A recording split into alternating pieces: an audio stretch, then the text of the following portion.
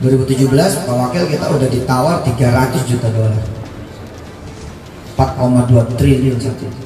Hari ini saya sedang berada di Bandung, persisnya di Pengadilan Negeri Kota Bandung, yaitu menghadiri unmanning atau teguran berkaitan dengan permohonan saya terhadap PT Paitren selaku termohon berkaitan dengan permasalahan 14 karyawan yang menjadi klien saya yang gajinya tidak dibayar, kemudian pesangonnya tidak dibayar, yang sudah di PHK, kemudian THR-nya juga tidak dibayar. Sebelum lanjut, silakan share video-video dari kami untuk saudara-saudara terdekat kalian agar tirani terbuka dan tidak ada lagi yang terperdaya dengan pola-pola seperti ini. Mari buka mata, terima kenyataan, dan menuju arah kebenaran.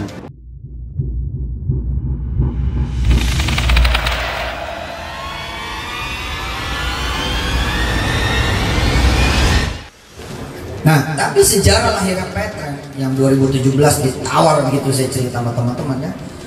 2017 Pak Wakil kita udah ditawar 300 juta dolar, 4,2 triliun saat itu. Mereka bilang, saya minat dengan perusahaan Anda, kita pengen masuk ke Indonesia lewat perusahaan Anda. Evaluasinya saya dengar dari mereka 10 juta dolar. Ini baju biasa tapi logonya Paitren. Ini baju biasa bos, tapi logonya mahal nih. Ini logo 10 triliun nih. Harganya sekarang 10 triliun Paitren nih kalau dijual. Oh iya, saya ketika diundang Silicon Valley Amerika nawar perusahaan saya ke Indra. Dua tiga hari yang lalu naikin lagi dia jadi 1 triliun. Di perusahaan kita tuh yang Paitren, udah ada yang pakai Paitren belum sini? Oh berarti prospek nih. Ikut bu, Paitren keren banget itu perusahaan startup punya orang Indonesia asli merah putih, belum dijual. Dari dulu saya udah yakin nih angka mesti nyampe valuasinya 1 T. Oh saya bilang kita ngelola 10 juta orang saja, pasca imani ini besok kita insya Allah akan diizinkan Allah mengelola uang kira-kira sebesar 30 triliun rupiah per bulan. Kalau saya bicaranya cuman ngomong, belum di atas kertas, no bukti. Tapi Paitren sebelum disuspend sudah 2,3 triliun rupiah. Hari Selasa tanggal 24 Oktober 2023, saya, Pak Zeni Mustafa dan Pak Subaryanto di Pengadilan Negeri Kota Bandung untuk mengikuti jalannya sidang unmanning ya Pak. Unmanning, ya. Ini yang kedua ya? Yang kedua. Ya. Nanti Pak Zeni disilakan untuk menyampaikan hasilnya hari ini. Silakan Pak. Ya, baik.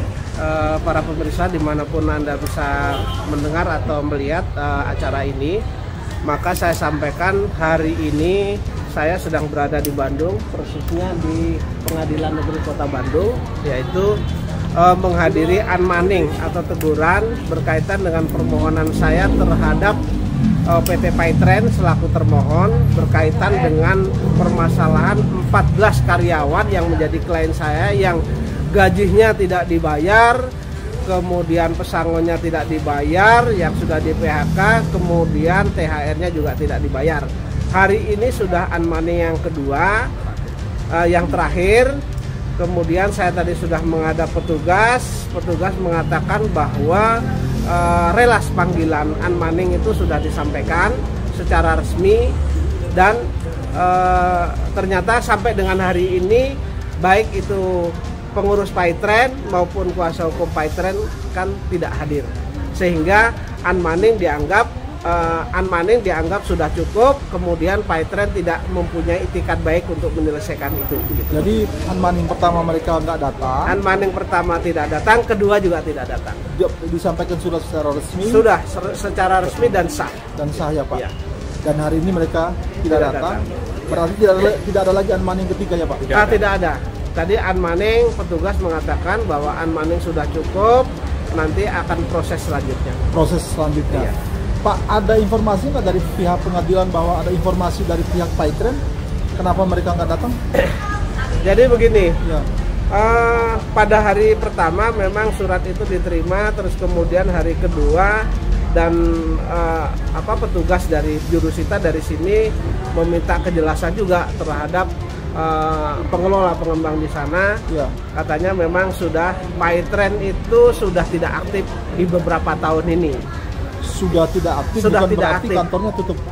Bukan berarti kantornya tutup. Iya, iya. Ya kalau mereka mengatakan bahwa itu untuk menghindari atau memang sudah bangkrut, ya alhamdulillah Pak kalau sudah bangkrut gitu. Jadi kesimpulannya PayTrend itu tidak punya itikat baik untuk menyelesaikan. Ya, PayTrend tidak punya itikat baik untuk menyelesaikan. Setidak-tidaknya kalau mereka masih ada denyut nadi, denyut usaha, terus kemudian masih ada hati nurani karena ini sudah masuk Ya. ke ranah hukum dan ini panggilan dari pengadilan, seharusnya kan datang Pak. Ya. Tetapi ketika mereka mengatakan mereka sudah tidak aktif di sana lagi, kemudian di beberapa orang yang di sana ditanya sekarang pindahnya kemana tidak tahu, ya mudah-mudahan bangkrut beneran gitu. Gitu, Pak. Iya.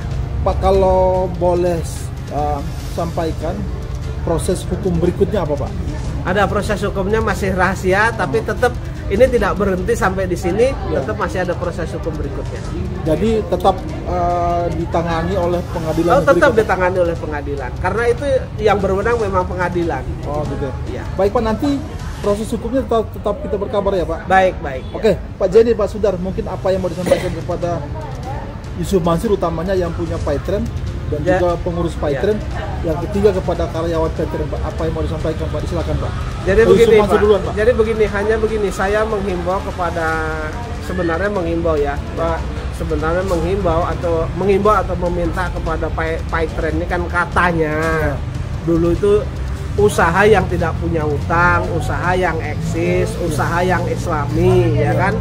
Ketika ini menjadi masalah, tentu seharusnya haruslah bertanggung jawab terhadap permasalahan ini, tidak lari. Ya. Sebagaimana kita ketahui ketika amanah yang perumahan Kaisal Al-Mansur itu ya, itu katanya tidak bisa memenuhi kewajibannya, lalu amanah pergi, kan Yusuf Mansur, ngapain lo pergi, ngapain lo menghilang, Ya. lo datang aja. Nah sekarang ini urusannya Yusuf Mansur sendiri, yang ownernya Yusuf Mansur, PayTrend itu Kenapa lebih lu- lekat kepada Yusuf Mansur. Kenapa mereka nggak datang? Kenapa Artinya, lu nggak datang gitu ya Pak? ya, kenapa lo nggak datang? Iya. Artinya apa yang diomongi Yusuf Mansur itu berbeda kenyataan dengan kenyataan yang mesti ia lakukan. Oke. Pak, kepada karyawan-karyawan PayTrend Pak, Pak Jenny mau sampaikan apa Pak?